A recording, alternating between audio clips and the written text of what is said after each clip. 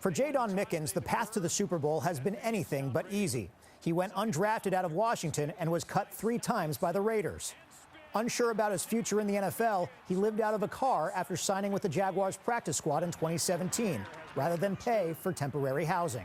He'd park at the stadium overnight to sleep, then head to the team facility the next day. I felt that it was necessary, to do that instead of getting caught in a lease and, being in a lease and maybe getting cut and having to pay rent in Jacksonville and wherever team I go to next. And I wasn't one of those guys like, woe's me.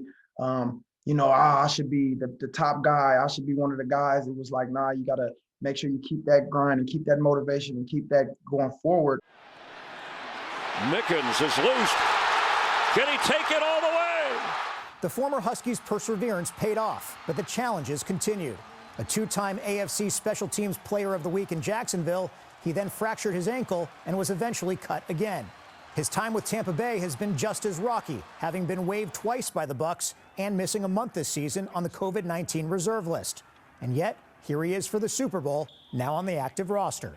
It's a blessing that I know what failure feels like, but how failure with a positive mindset and you keep going can bring so much success. Getting cut before the season started, it really lit a fire under me. I knew I was going to make that 53-man roster. I was not allowing myself to fail when it was up to me, and it was my opportunity.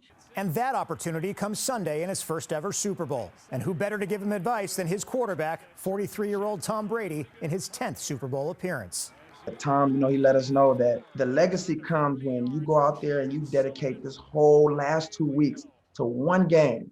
Multiple opportunities, some more than others, but you got one game to cement your legacy forever. It's amazing, and it just makes me hungry. It makes me want more. And then winning the Super Bowl, it'll make the story even better.